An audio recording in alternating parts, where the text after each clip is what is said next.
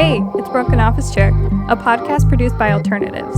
Broken Office Chair is hosted by Alternatives Executive Director Bessie Alcantara. Bessie is a Chicago native, first-generation Salvadoran Mexican-American who's passionate about dismantling systemic racism. In each episode, Bessie will be joined by her friends and colleagues who are ready to speak candidly about their experiences as people of color in their various professions. In the episodes, they'll address topics such as issues in the nonprofit sector, racial equity, DEI in practice, and much, much more. So stay tuned. Guest opinions are their own and do not necessarily reflect the views of Bessie or Alternatives. All right. So today I am joined by Stephanie Skora, lead writer of the Girl I Guess Voter Guide and Chief Development Officer at Brave Space Alliance, and Raeghn Draper, organizer and co-writer of Girl I Guess. Thank y'all for being here today. Hello. Thank you for having us. So excited. So first I have to tell y'all that I'm a huge fan of the Girl I Guess Guide. It was introduced to me a couple of years ago where I didn't know who to vote for. And they sent me a couple of different guides, but this one's the one that aligned most with my values. So it is my guide to all elections. And I'm just curious, like, how did this even come up? So Girl I Guess started in 2018. Different friend of mine, Ellen Mayer, and I were talking about how to get people involved in elections and how specifically to get our really grouchy, super leftist friends who agreed with us on everything but then thought voting was settler colonialism, how to get them to still show up and vote because their votes are important. And we decided, all right, well, if they're ideologically opposed to doing the work themselves and researching the candidates and getting out and doing that, we may as well do the work for them. So they have no excuse not to stand in line and vote and then leave because they're not compromising their values. We're making the compromise for them. And, you know, the first guide was successful among our friends. So we wrote another one, and it really took off from there.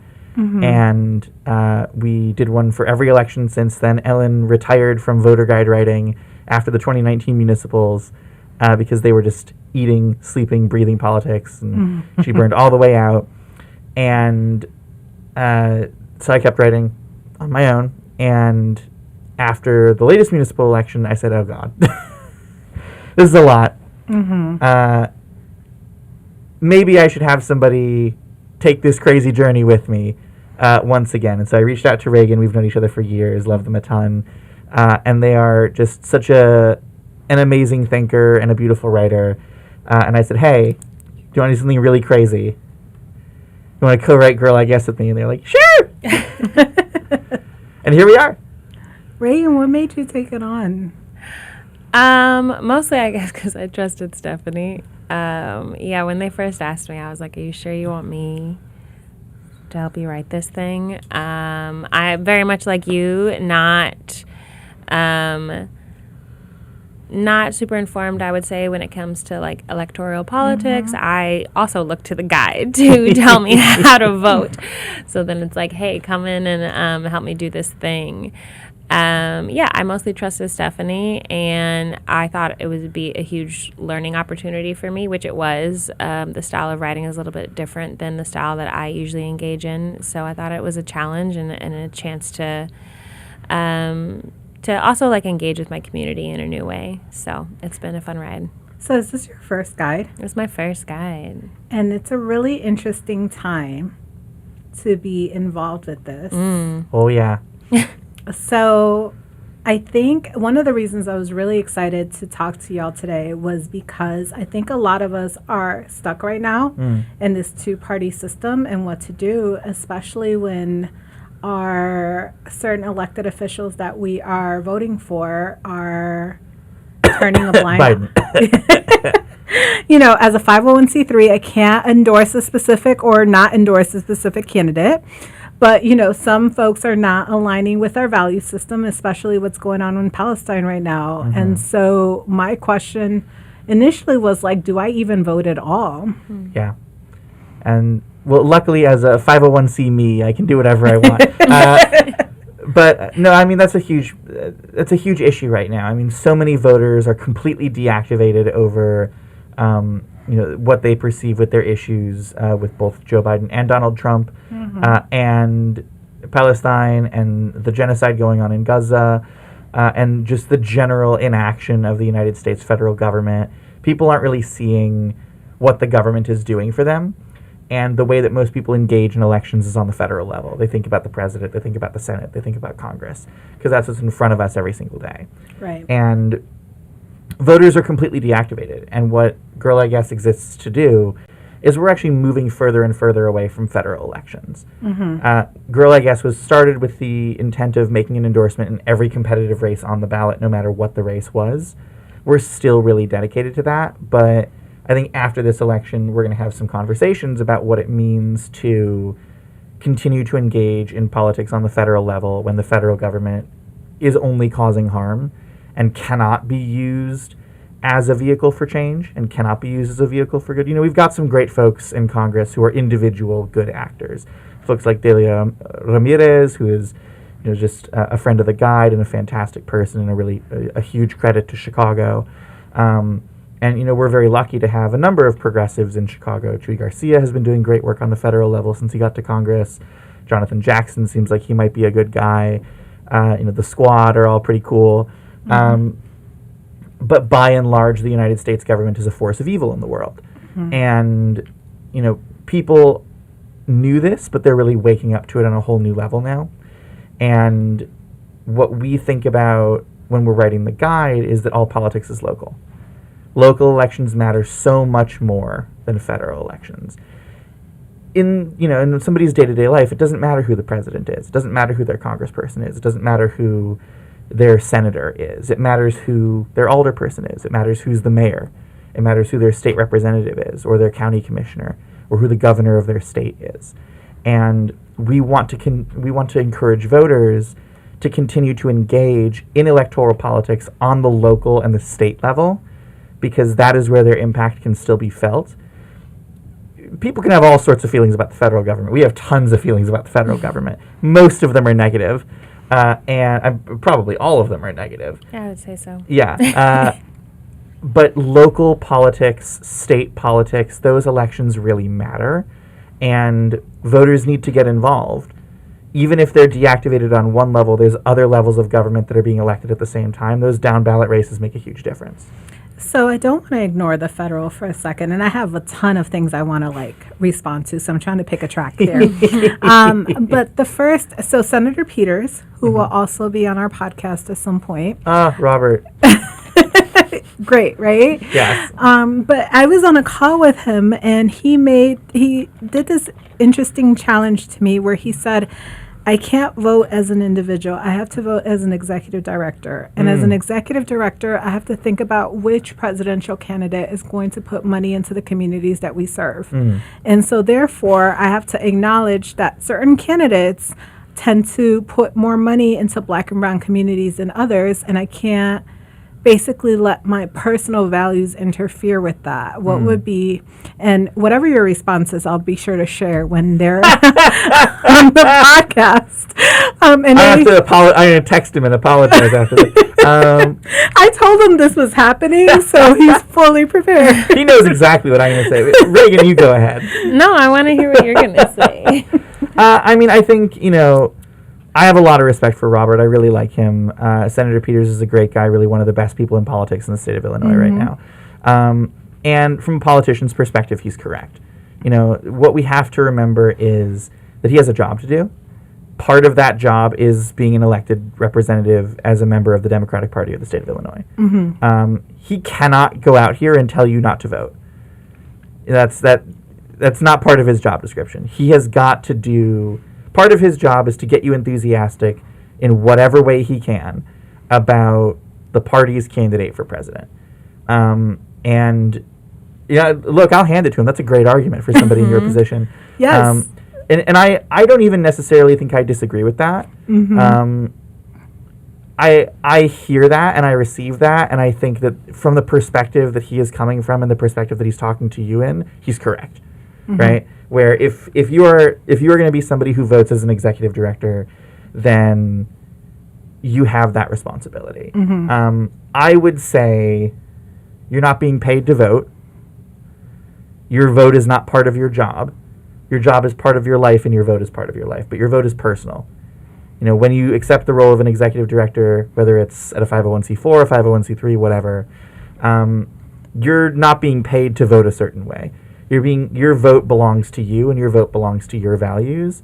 If your values do not align with any presidential candidate, you have a choice to make, right? You can choose not to vote for president, which is what we are encouraging folks to do. And I bring up Senator Peters' argument because I think it brings up this larger issue of what are we risking in order to be able to prove this point that politicians, I think fundamentally it's about the fact that politicians in either party don't listen to us and don't represent the people, right? And we want to hit them where it hurts, right? And we're trying to impact the election. But what are we putting on the line in order to be able to prove that point? Because it's not rich white folks who are going to take the negative consequences of this decision. It's us, black and brown folks, who tend to be more marginalized and oppressed anyway. Yeah, I mean, this is a conversation that can be had for years. There is a real point there that the most vulnerable people will feel a Trump election the hardest. Right. At the same time, what is Joe Biden doing to make those people's lives better? The reason that we are even having this conversation at all is that Joe Biden has completely failed to live up to the promises that he made as a candidate in 2020 to help improve basic areas of people's lives. If he had followed through on, let's not even say half, let's say a quarter of his campaign promises that impact everyday people, that impact, the bottom line of everyday voters, we would not be having this conversation today. He'd be winning by 20 points. He'd be a super popular president. People wouldn't care. And the election would barely be a conversation. It'd be a foregone conclusion. The fact of the matter is that he has not done that. And what that has done is a lot of people in marginalized communities are actively questioning, oh, hey, look, I know the other guy is bad, but am I really that much worse off? Right. And at the end of the day, that's on Biden. He needs to do better with the supreme executive power that he has. He needs to do a better job making his case to voters. He needs to do a better job having his impact on the economy felt by the 99% and not just the 1%. Will people suffer if Donald Trump is elected president? Yes, they will. Undeniably. Those people are also still suffering today. I'm not going to sit here and say that Donald Trump would call for a ceasefire in Gaza. I don't believe that would be true. I can sit here and pretty confidently say, Donald Trump would also still let those people die.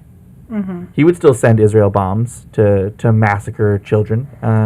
President Trump was the first one to recognize Jerusalem as a capital. So exactly. There's no reason to believe that Trump would behave any better than Biden.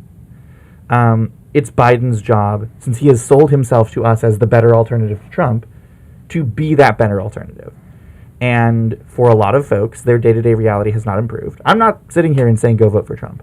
I'm saying Biden has not made the case for himself to convince people to vote for him. And so here we are having this conversation about how in the world have we been put in the position to make a compromise between the lesser evil and a man who has openly said he's going to be a dictator. Why is this even a conversation that we are having? It's because Biden has failed at his job. Yeah. And one of the things that when Biden was first running against Trump, that people pushed him forward as a candidate is we can hold Biden accountable. Right. We can't hold Trump accountable. He does whatever he wants. Biden we can hold accountable. Clearly, he is not accountable.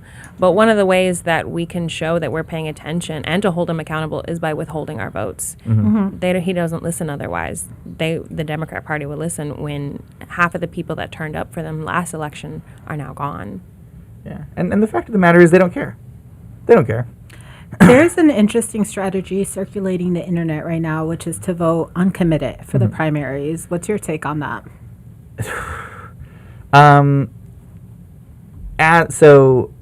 as a person who is, like, I guess what the youth would call me is a voting girly, I am really frustrated by the discourse around voting uncommitted, not because I think that voting uncommitted is a bad thing, but because there's no follow-up political education around it. If your state has an uncommitted option, vote uncommitted. Full stop. Most states don't. Illinois, for example, does not have an option to vote uncommitted.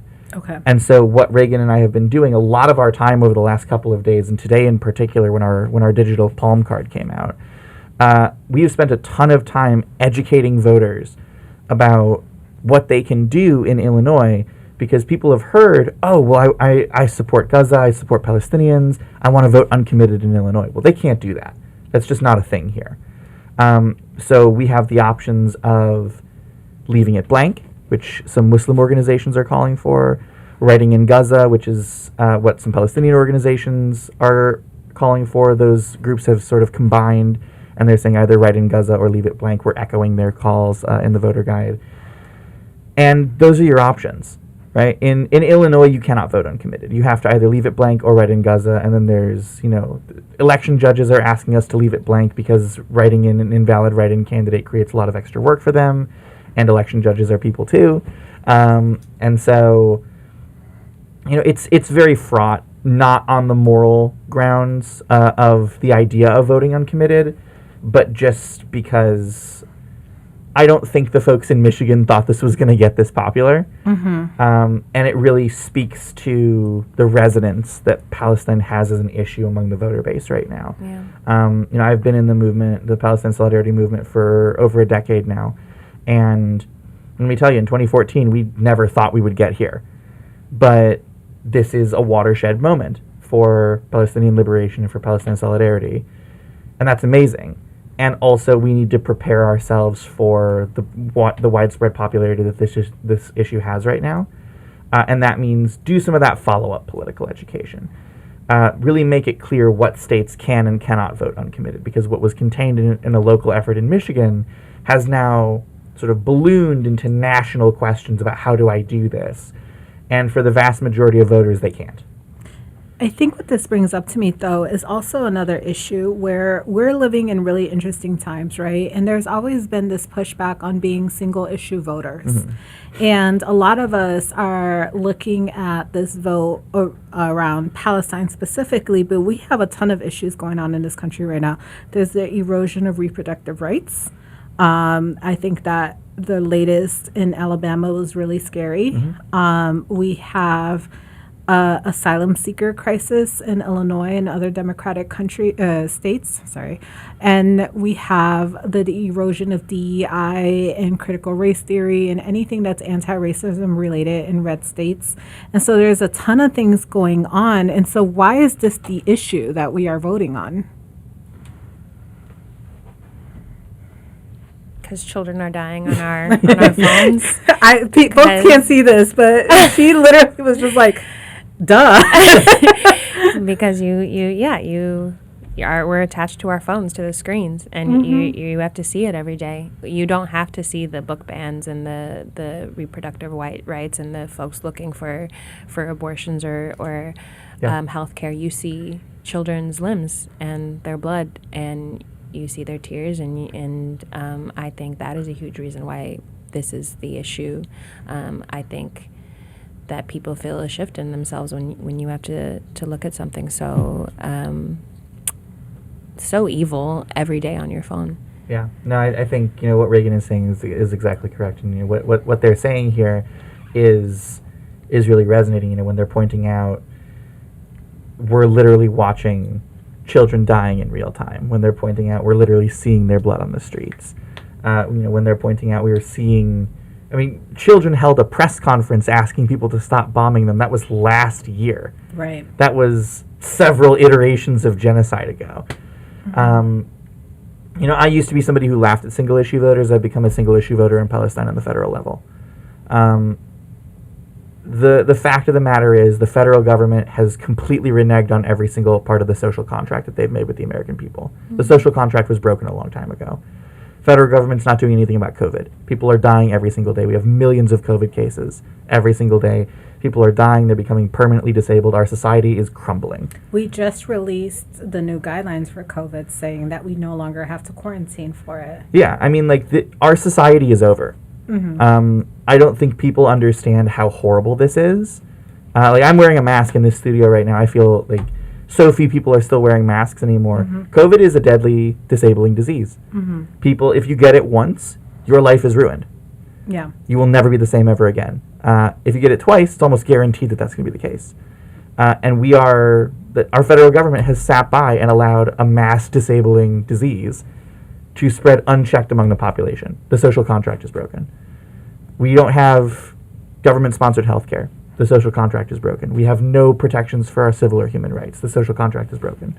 Our tax dollars pay for bombs and war and genocide and, billions in foreign aid to the worst people on the international stage. I mean, just look at what Biden has, going back to his campaign promises. Oh, I can't push forward anything. I can't say Roe versus Wade. I can't raise the minimum wage. Like, everyone won't let me. But how much funding has he pushed through in the past couple months? Just for Israel, yeah. And I think, at the end of the day, we're all going to have to pay our federal taxes this year, or we're going to go to jail. And those federal taxes are going to be used to pay the salaries of millionaires, to buy corporate socialism for other billionaires, and to buy bombs that are used to blow the limbs off of babies in Palestine.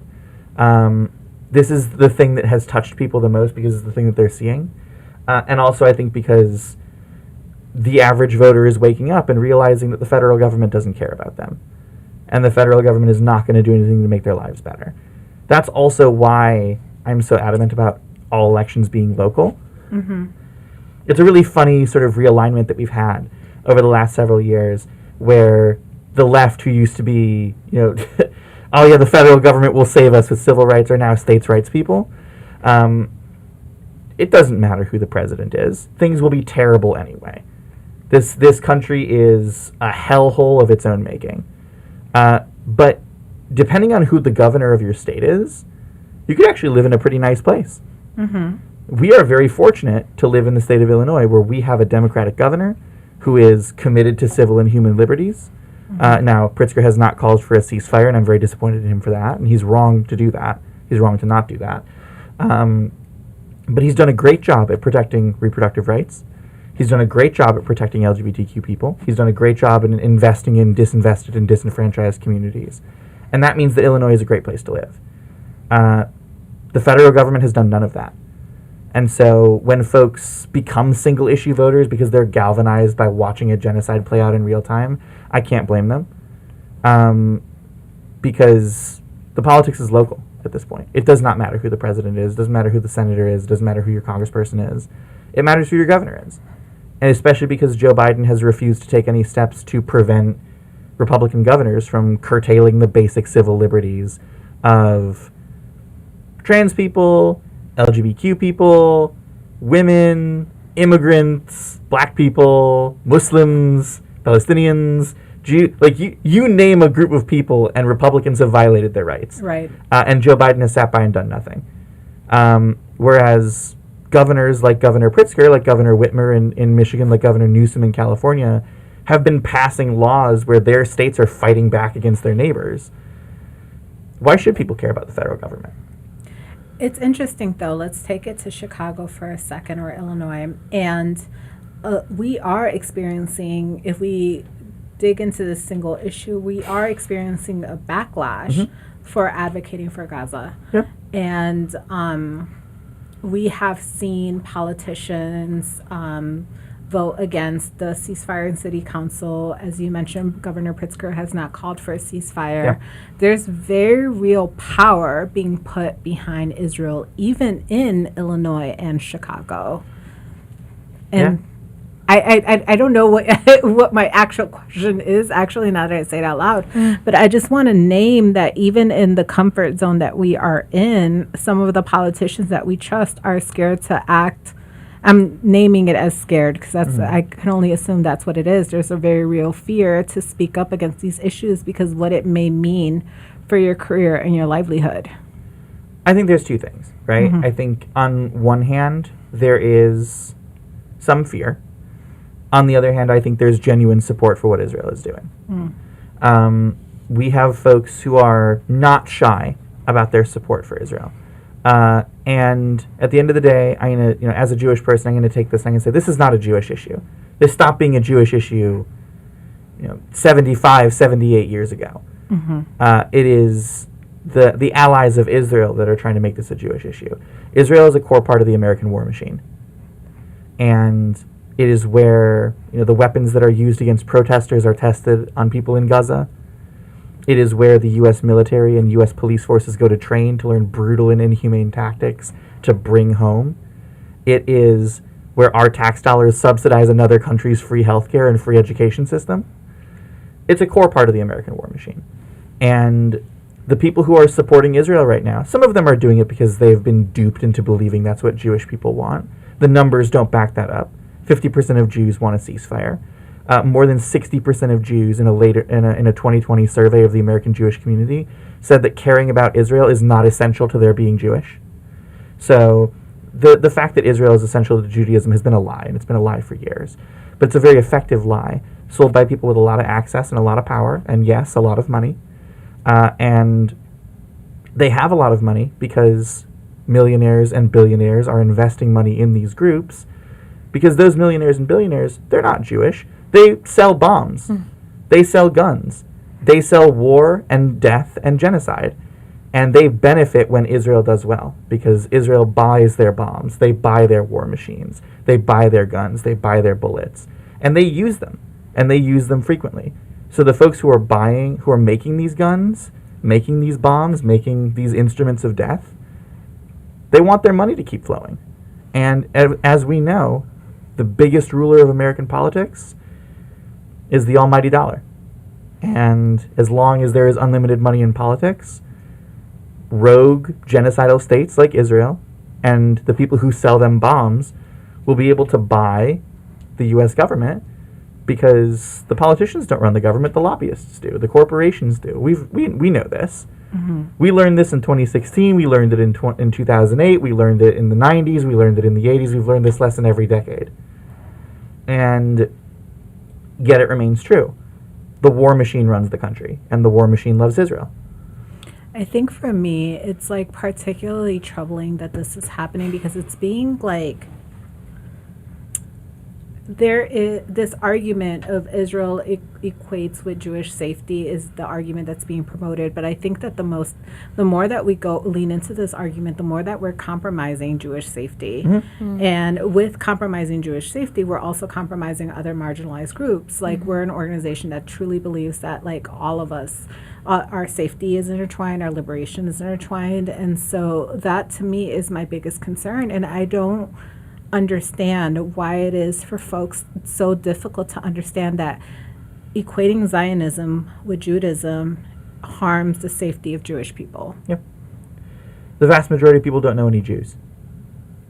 How do you not know any Jews, though? We're 2% of people. We live in Chicago, so we forget. Jews are 2% of people. Huh, okay. If you don't know somebody with red hair, then it's just as likely that you don't know somebody who's Jewish. That's a really good way of putting into perspective. Yeah. Yeah. And so, in Chicago, our perspective is completely skewed because we live in a hub of Jewish population and culture. So most people in Chicago know Jewish people. We've had a Jewish mayor. We have a Jewish governor. A lot of people in rural Illinois, the only Jew they know is J.B. Pritzker. A lot of people in other parts of the country where there are not a lot of Jewish people have never met a Jewish person. The only Jews that they see are on TV. And, even then, it's politicians or caricatures of the culture. I could talk forever about this, and I've spent a decade of my life talking forever about this. The one thing that I will say is Zionism hates Jews, too. And Zionism hates the diaspora more than it hates anything else. In 2018, when a white supremacist shot and killed Jewish Americans in the Tree of Life Synagogue in Pittsburgh, the chief rabbi of Israel would not mourn those Jewish people because they were Reform Jews. So he did not believe that they were Jewish enough to be mourned in death. That's wild. That's Israel. That's Israel in a nutshell. It is not about Judaism. It is about Israel. I think, too, one of the things that we're seeing in social media, too, it's not just about Israel, but it's about an Israel that's grounded in white supremacist values, because it's not about all Jewish people. It's about a very particular segmented group of Jewish people. And it's not even about them, right? It's about, it is about the most right-wing, theocratic, dictatorial elements of, one of the most diverse peoples in the world.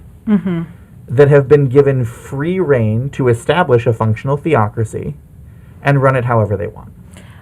I also want to name, because one of the things that has come up in in recent politics is that criticism of Israel is anti-Semitic. But I want to just name that you spent the first portion of today criticizing the U.S. government. And that's not seen as problematic, right? But when you flip to criticizing Israel, that's anti-Semitic for folks. People are duped. And, again, they've been sold this very effective lie that universally Jews support Israel, that universally Jews are kept safe by Israel, and it's not true.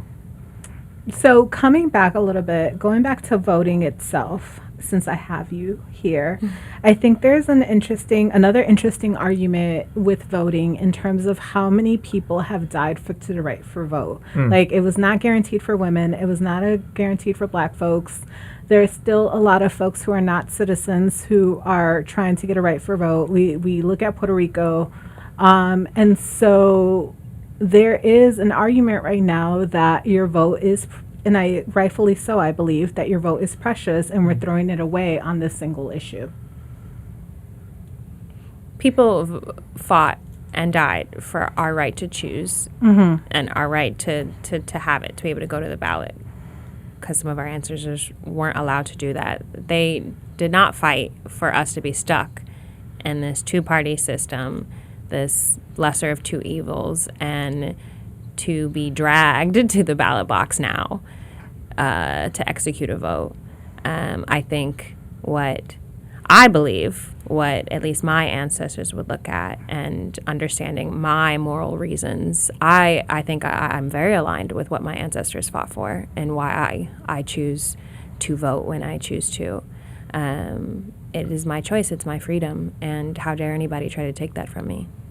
I love that. Aren't they great? They're so smart. No, I mean, Raeghn completely correct. I have nothing to add to that. People fought for the right to choose how to vote. They fought for the right to vote, period.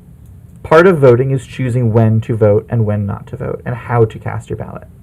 I also want to acknowledge something that we haven't talked about, that in the grand scheme of global politics, our left, in quotations for folks who are not watching us, is still pretty wing. Like, where our politics are still pretty right, even what we call left, what we call central, it's still, we're not arguing for, like, the fact that we're arguing for some basic human rights like healthcare and education and whatever it may be, reproductive rights and things, like, leans us to the right. And so I think we're in this really shitty situation of what we vote for. But I do wonder if, personally, like, if throwing away the whole system by not voting is the right answer.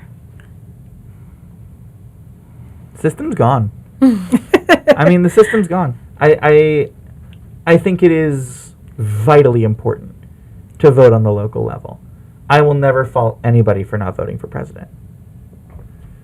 Yeah. Because in 2020 and in 2016, I was really adamant that people still needed to vote for president. I don't believe that anymore. I cannot think of a single thing that I could say and mean with sincerity to try to convince somebody to vote for a position in the federal government. Let me ask you this. Would you feel the same way if we knew there were Supreme Court election judges to be determined? Yeah, there are. Are they? Okay, Yeah. so clearly I have not been keeping up. That's how cynical and disheartened I am right now. Well, I think I've just told on myself. Well, and there aren't immediately, but we saw what happened with Ruth Bader Ginsburg, and Yes. people on the court can die at any time. Mm-hmm. Sonia Sotomayor is not in the best of health. She's in her 70s. People die in their 70s. There's a lot of old people on the court by design. The average president gets to appoint about 2.6 Supreme Court justices. Trump is the first one who's been able to appoint 3 in a number of decades.